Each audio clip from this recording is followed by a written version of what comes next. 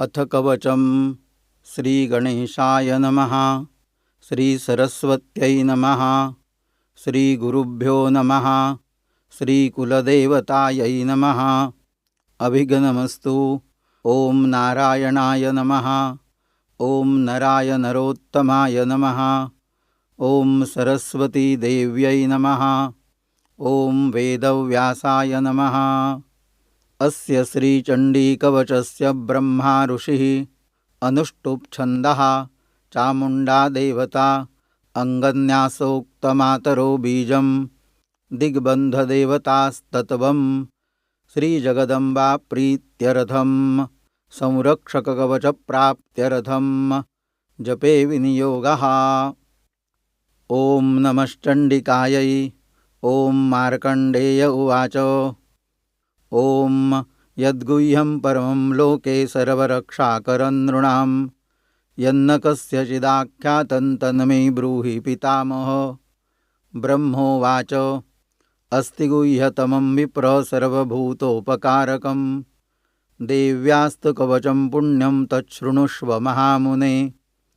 प्रथमं शैलपुत्रीति, द्वितीयं ब्रह्मचारिणी, तृतीयं चन्द्रघण्टेति, कूष्माण्डेति चतुर्थकं, पञ्चमं स्कन्दमातेति, षष्ठं कात्यायनीति च, सप्तमं कालरात्रिश्च महागौरीति चाष्टमं, नवमं सिद्धिदात्री च नवदुर्गाः प्रकीर्तिताः।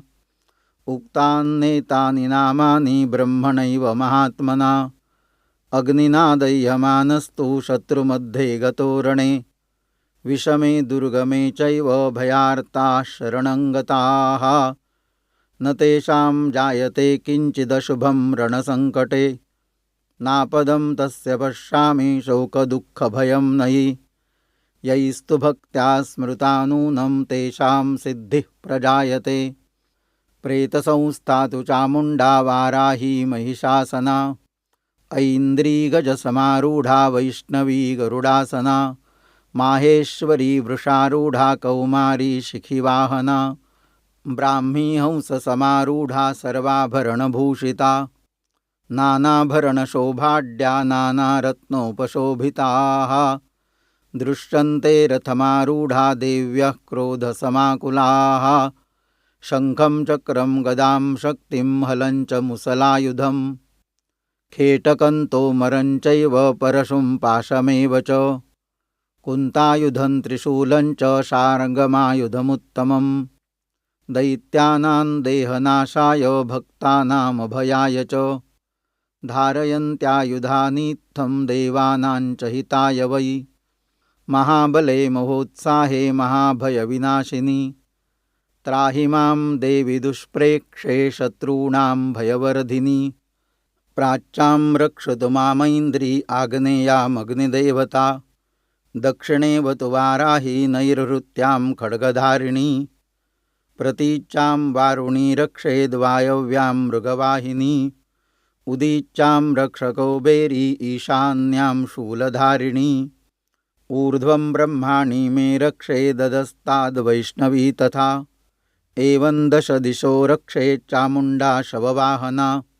जया मे अग्रतः पातु, विजया पातु पृष्ठतः, अजिता वामपार्श्वे तु दक्षिणे चापराजिता, शिखां मे द्योतिनी रक्षेदुमामूर्ध्नि व्यवस्थिता, मालाधारी ललाटे च भ्रुवौ रक्षेद्यशस्विनी, त्रिनेत्रा च भ्रुवोर्मध्ये यमघण्टा च नासिके, शङ्खिनी चक्षुषोर्मध्ये श्रोत्रयोर्द्वारवासिनी, कपोलौ कालिका रक्षेत् कर्णमूले तु शाङ्करी, नासिकायां सुगन्धा च उत्तरोष्ठे च चर्चिका, अधरे चामृतकला जिह्वायां च सरस्वती, दन्तान् रक्षतु कौमारी कण्ठमध्ये तु चण्डिका, घण्टिकां चित्रघण्टा च महामाया च तालुके, कामाक्षी चिबुकं रक्षेद्वाचं मे सर्वमङ्गला, ग्रीवायां भद्रकाली च पृष्ठवंशे धनुर्धरी,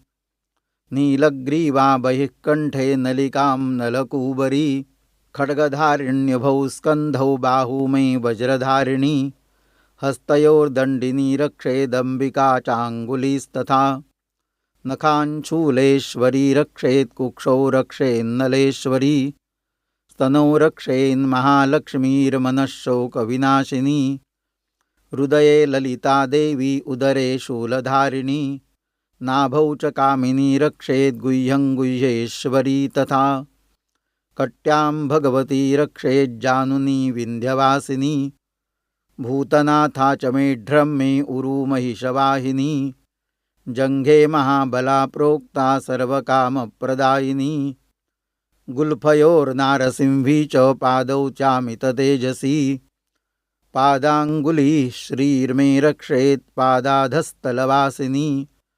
नखान्दंष्ट्राकराली च केशांश्चैवोर्ध्वकेशिनी रोमकूपेशकौबेरी त्वचं वागीश्वरी तथा रक्तमज्जावसामांस्यान्यस्ति मेदांसि पार्वती अन्त्राणि कालरात्रिश्च पित्तञ्च मुकुटेश्वरी पद्मावती पद्मकोशे कफे चूडामणिस्तथा ज्वालामुखी नखज्वाला अभेद्या सर्वसन्धिषु शुक्रं ब्रह्माणि मे रक्षेच्छायाञ्छत्रेश्वरी तथा अहङ्कारं मनोबुद्धिं रक्ष मे धर्मचारिणी प्राणापानौ तथा व्यानं समानौ दानमेव च यशः कीर्तिं च लक्ष्मीं च सदा रक्षतु वैष्णवी गोत्रमिन्द्राणि मे रक्षेत् पशून् मे रक्ष चण्डिके पुत्रान् रक्षेन्महालक्ष्मीर्भार्यां रक्षतु भैरवी मार्गं क्षेमकरी रक्षेद्विजया सर्वतः स्थिता रक्षाहीनं तु यत्स्थानं वर्जितं कवचेन तु तत्सर्वं रक्ष मे देवी जयन्ती पापनाशिनी पदमेकं न गच्छेत्तु यदीच्छेच्छुभमात्मनः कवचेनावृतो नित्यं यत्र यत्राधिगच्छति तत्र तत्रार्थलाभश्च विजयः सार्वकामिकः यय्यं कामयते कामं तं प्राप्नोति निश्चितम् परमैश्वर्यमतुलं प्राप्स्यते भूतले पुमान् निर्भयो जायते मर्त्यः सङ्ग्रामेष्वपराजितः त्रैलोक्ये तु भवेत् पूज्यः कवचेनावृतः पुमान् इदं तु देव्याः कवचं देवानामपि दुर्लभम् यः पठेत् प्रयतो नित्यं त्रिसन्ध्यं श्रद्धयान्वितः दैवी कला भवेत् तस्य त्रैलोक्येऽप्यपराजितः जीवेत् वर्षशतं साग्रमपमृत्युविवर्जितः नश्यन्ति व्याधयः सर्वे लूता विस्फोटकादयः स्थावरं जङ्गमं वापि कृत्रिमं चापि यद्विषम् आभिचाराणि सर्वाणि मन्त्रयन्त्राणि भूतले भूचराः खेचराश्चैव जलजाश्चोपदेशिकाः सहजाः कुलजामालाः शाकिनी डाकिनी तथा अन्तरिक्षचरा घोरा डाकिन्यश्च महाबलाः ग्रहभूतपिशाचाश्च यक्षगन्धर्वराक्षसाः ब्रह्मराक्षसवेतालाः कूष्माण्डा भैरवादयः नश्यन्ति दर्शनात् तस्य कवचे हृदि संस्थिते मानोन्नतिर्भवेद्राज्ञस्तेजो वृद्धिकरं परं यशसा वर्धते सोऽपि कीर्तिमण्डितभूतले जपेत् सप्तशतीं चण्डीं कृत्वा तु कवचं पुरा यावद्भूमण्डलं धत्ते सशैलवनकाननं तावत् तिष्ठति मेदिन्यां सन्ततिः पुत्रपौत्रिकी देहान्ते परमं स्थानं यत्सुरैरपि दुर्लभं प्राप्नोति पुरुषो नित्यं महामायाप्रसादतः वाराहपुराणे हरिहरब्रह्मविरचितं देव्याः कवचं श्रीजगदम्बार्पणमस्तु श्रीसद्गुरुचरणार्पणमस्तु।